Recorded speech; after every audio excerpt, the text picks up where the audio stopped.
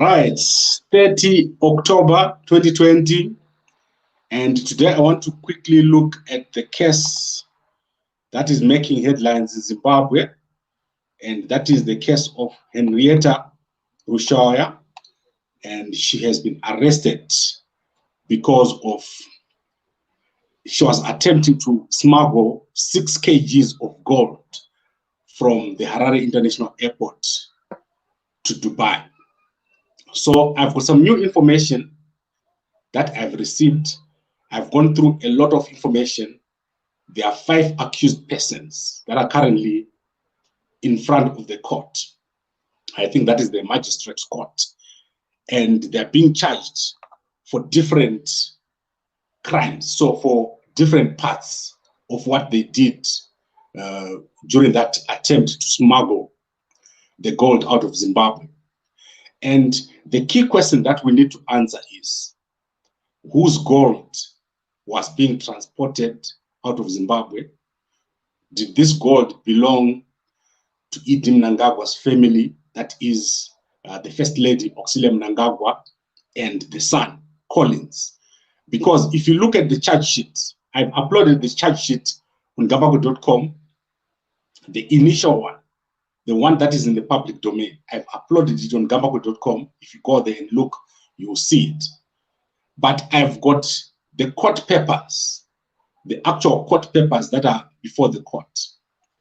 And the same accusation is being made that this gold was belonging to Mnangagwa and to Collins Mnangagwa. The question then is this information correct? And I think let's explore this situation and see if it makes sense or if there's more happening behind the scenes. So firstly, according to the court papers, Henrietta was driven to the airport by a member of the CIO. And on arrival, another CIO member who is stationed at the airport then walked the two through the VIP. So that is the area where people with diplomatic passports go. He walked them through that area and they were being observed. So another unit of detectives, I think it's called Flora and Fauna, was observing them. And during that time, someone was told to scan the bags. And I think this guy is called Owens Manda. And he scanned the bags, found the gold, and then another person, so there are 5 accused. Number 5 said this gold belongs to Mnangagwa and Collins Mnangagwa. However, the state is saying this information is incorrect. This gold does not belong to Mnangagwa, does not belong to Collins Mnangagwa. But obviously, you know how it is. Everyone wants to understand what is happening. Why were these names mentioned? And why was Henrietta, who is related to Mnangagwa, involved in this whole situation? Is this the first time that they've done this? And how was the gold going to be taken into Dubai? If there was no licenses, how was this gold going to be taken into Dubai? So there's a lot of questions here. And also, initially, the National Prosecuting Authority had agreed to let Henrietta go out. She wasn't going to spend a night in jail until the magistrate, I think it's Nduna, questioned why they were allowing her to go home. So this was a very strange situation where the NPA was basically saying she must go home. So obviously, there are questions there. Were they letting her out because she's related to Mnangagwa? Did they believe her story? Or is there more to it? And also the question is, who tipped off the MFU detectives? Are these guys military intelligence? So is it military intelligence against CIO? Who tipped them off? And what was the purpose? So there are a lot of questions here. And then, obviously, the question of, does the gold really belong to Auxilia and Collins Mnangagwa comes up. It's going to come up in court, and it is coming up again. Then, obviously, the question that arises is, if it was really Mnangagwa's gold, why didn't he just tell the detectives to leave it? Because I don't think there's anyone who's above the president. If he was to phone any of those two sides and say, leave this gold, let it go, what were they going to do? So there's a lot of questions here.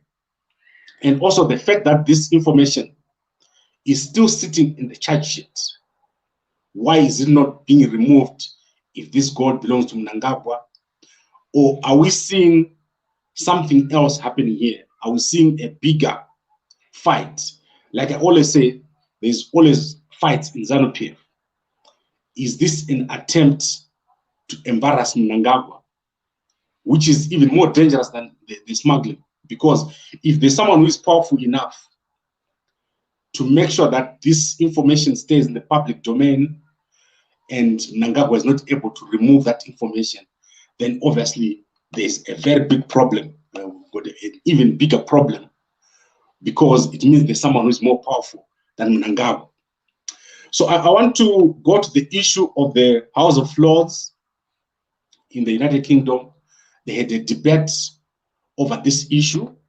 I don't know if many people saw this, but I think what I should do is, let me try to play this debate that they had, and then let's see what they were saying about this situation. Is the noble Baroness, the Minister, aware that President Mnangagwa's niece was arrested in Harare yesterday for attempting to smuggle 6 kilograms of gold to Dubai? At a time when there have been no prosecutions for corruption, despite overwhelming evidence of gross corruption by ZANU-PF government officials, what measures can Her Majesty's government and the European Union take to ensure the independence of the judiciary in Zimbabwe, and what measures can be taken to encourage the South African government to use its political and economic leverage with Zimbabwe to help resolve the crisis? My Lords, I'm afraid I was not aware of the Noble Lord's information on the arrest yesterday. We are working closely to try to avoid corruption. We are working with our partners in the EU, and we will continue to do so with the African Union and South Africa to try to reduce corruption in Zimbabwe. My Lords, sadly we have not seen sufficient progress towards the economic and political reforms that the government itself set out. The onus must be on the Zimbabwean government to deliver that progress. Our policy remains to support the people of Zimbabwe in moving towards a more democratic, stable and prosperous country. My Lords, does the government recognise that if we continue with our current policy, we will see the same results? Injustice and repression continuing to be visited on the Zimbabwean people by their government, a growing humanitarian crisis and the need for ever-increasing amounts of emergency aid to prevent starvation.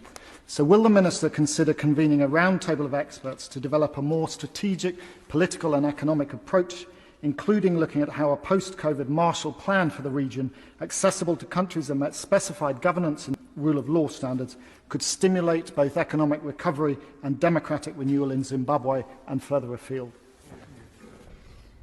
My Lords, as I said, we have not seen the progress that we want, and like the Noble Lord, we want to see both economic recovery and democratic renewal.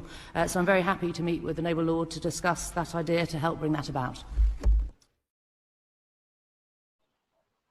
Right, so you can see that there was a debate on this issue in the British House of Lords, and there was a response from, I think, Nick Mangwana on this issue.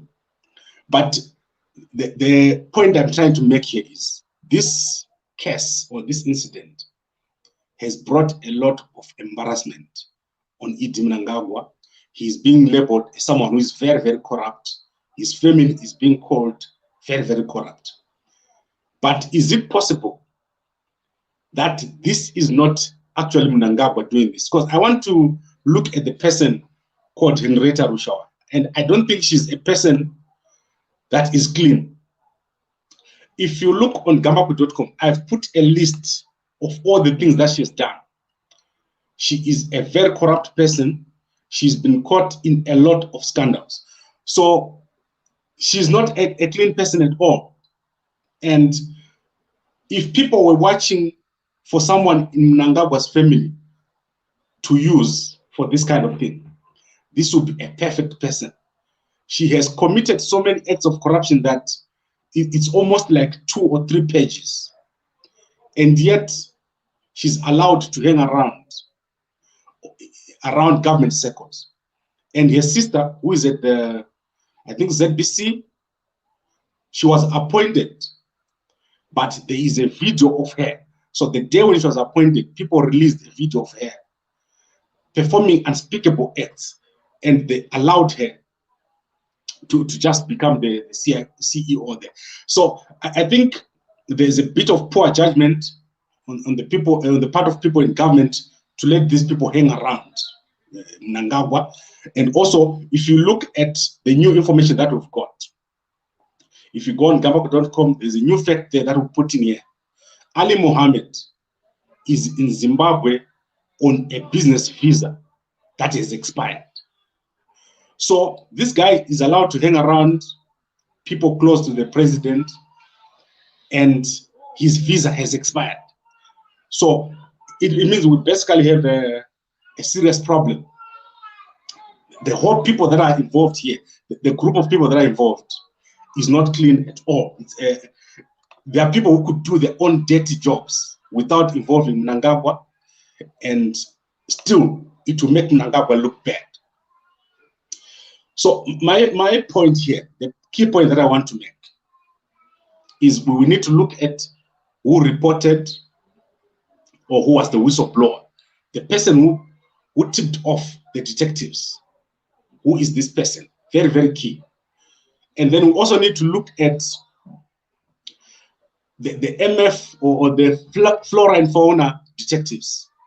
Who are these people? Are they independent? Do they belong to a faction? So those are important questions that we need to answer. And as for the matter of the gold, one of the issues that I could probably ask is, if Mnangagwa really wanted to take gold out of Zimbabwe, he's got a whole chartered jet or plane. He could simply put his gold in the chartered plane and disappear. So I don't see how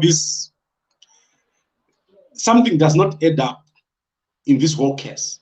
To me, it is meant more to embarrass than to talk about gold. So I now want to go into the comments. And I want to start with Samanyanga. Jonathan Moise, she's related to ED, and also a live-in girlfriend of Prosecutor General since 2013. Well, I want to mention to you that in the list that we've got, she has dated a lot of guys. So in that list that is on gambaku.com, she has dated Wosman Ngube, she has dated Benjani Maruwaru, she has dated, I think that is Jack Fraser. They're on that list. I didn't make up the list. So you can also go and look on that list. So she could be dating the Prosecutor General, but it may not mean anything because she's dated a lot of guys. And I don't think that's the point. My point is, this gold, if it was going out and it was Mnangagwa's gold, there is no one who can stop the president of a country like Zimbabwe from taking anything out of the country. There's no detective who is that clean in Zimbabwe or who is that powerful to stop Mnangagwa, except if there is an attempt to embarrass Mnangagwa by bringing out this information. So this is what I'm thinking. I'm thinking it's not about the gold. It's about the public image of Mnangagwa. If you remember the days when Grace Mugabe bought the ring, the $2 million ring, this is basically where we are now. The embarrassment that the Mnangagwa family is going to face from this incident is equivalent to what Grace felt when it was revealed that she bought a ring for US 2 million. And then I want to go to this comment here. I think somebody needs to remind these people that Zimbabwe is no longer a British colony. I think he's on the same route as what Nick Mangwana was saying in his response. And then Maichi, why is your president surrounded by dodgy people and he seems to be comfortable around them, birds of their feather? And this is where I want to go again. If you're a president, you don't know everything that everyone is doing. And I think this is where we need to separate what Mnangagwa is doing and what the people around him are doing. And also, as members of the public, I think we should be careful not to lose sight of the bigger picture. And I think the bigger picture here is who tipped off the other detectives and who are those other detectives who can arrest other detectives. If you think hard enough, 2 detectives or 2 CIOs were being watched by another set of detectives. It means there are 2 sides. And that is where we need to be focusing, not on the 6 kgs of gold, but on who was watching the other and why there are 2 groups of intelligence watching each other. Because Zimbabwe is not that kind of country. It's not like the United States where things are very structured. Zimbabwe is, we can basically say everything's under the control of the president under normal circumstances. So if you start seeing one set of detective looking at another, then there's something else going on there. And then I want to look at where is Collins. We need to hear from him. Obviously, you're going to hear from him in court. I think if the judges are doing a good job, Collins will have to be called to answer whether this gold belongs to him or not, whether he was supposed to carry it out of the country or not. Right, this one says, not ED's gold, but his son. Possibly, it's possible, but how does Ali Mohammed come into this whole thing? If it was Collins' gold, why didn't he just pick it up, give it to Henrietta, and they go? So where does the name of, so the paperwork was done by Ali Mohammed. Why did he have to do the paperwork? What is the connection there? And then Nzo Samanyanga says military intelligence are now in control since 2017. I tend to agree with you. So I think we all agree. There is something happening. The tip off is key. Who tipped off? Why did they tip off? And what was the intention? Obviously, the result is a big embarrassment on Idi Mnangagwa and his family. But is that gold belonging to the Mnangagwa family? So that is obviously what we need to get from court. So what I've given you new information, but I think another piece of information that I can give you is that one of the accused is obviously represented by Prophet Advocate Joshua. I think that's accused number 4. So let me name the accused here. I think we've got Ali Mohammed, so Henrietta Rushwaya, Ali Mohammed, Stephen Tserai, Rafias Mufandawuya, and Gift Karanda. So Gift Karanda is the guy who said the gold belongs to Mnangagwa family. So he basically, this guy comes from the same organization as Henrietta Rushwaya, that is Zimbabwe Miners Federation. So we've got 2 people here from the Zimbabwe Miners Federation, we've got 2 CIOs, and we've got Ali Mohammed, who is 52 years old and whose business permit in Zimbabwe has expired. And in conclusion, I can say the bail hearing for this case is on Monday. So on Monday, we'll know what happens. Are these guys going to walk out or not? Basically, the people that are in trouble, as far as I'm concerned, is the Henrietta for carrying the gold. The CIOs, definitely those guys are in trouble. and also Ali Mohammed for creating the paperwork, the fake paperwork, which was used. And also new information is that 2 more policemen have been arrested after an attempt was made to bribe them. So obviously, we have a lot of developments happening around this case. And the question still needs to be answered. Is this gold really belonging to Mnangagwa's family? Because if you look in the paperwork, the question is, they want to find out where the gold originated. So this is one of the key developments in this case. They actually say it in this paperwork that they do not know where this gold originated from, and they want to find out where this gold came from. So what I'm going to do is I'm going to try to upload all this documentation up on Gambako Media. I've uploaded some documents, but I'll upload the latest documents. That is the ones that are in court as we speak, not the ones that were written before. And then you can obviously make a judgment for yourself. So by 10:30, those documents will be up. You'll be able to look at the actual paperwork that is in court, and you'll be able to see what is happening there. Right, I want to end with Esther M. Henrietta was caught red-handed smuggling gold, and she's granted bail. Okay, I do not think this is correct. I think the Judge Nduna, he said no, he's not going to accept what the National Prosecuting Authority was saying. So she was not granted bail. And Hope was exposed corruption and was in leg irons in Kurubi. Yes, I agree with that. He was in leg irons in Kurubi. Typical banana republic indeed. So it's true, Zimbabwe is turning out into a country where it's quite embarrassing what is happening. These guys need to sort themselves out in government. What is happening there is embarrassing everybody. It's giving our country a bad name. It's making it look like there is something happening in the security forces, in the CIO. Everyone is fighting the other. Smuggling $300,000 worth of gold, that is bad. It's not excusable at all. That's a lot of money. And also, you remember that we made a video in June 2019 where we said a plane leaves Harare International Airport every week loaded with gold, platinum, and all other minerals going to unknown destinations. You can go and look on our YouTube channel. I just posted that video.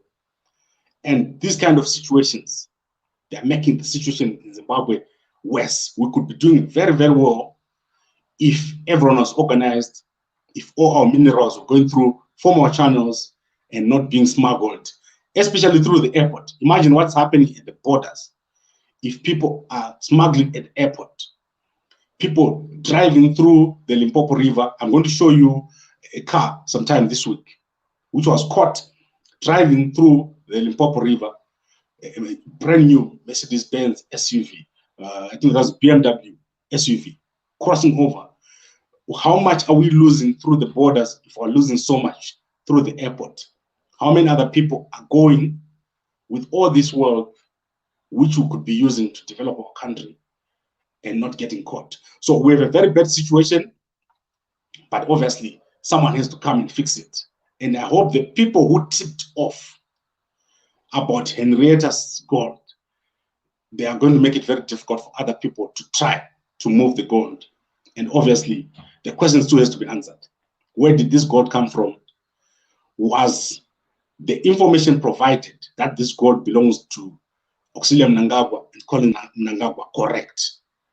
Or was this an attempt to be let to pass through? And probably it was a very, very poor attempt, because now it has gotten the Mnangagwa family into trouble.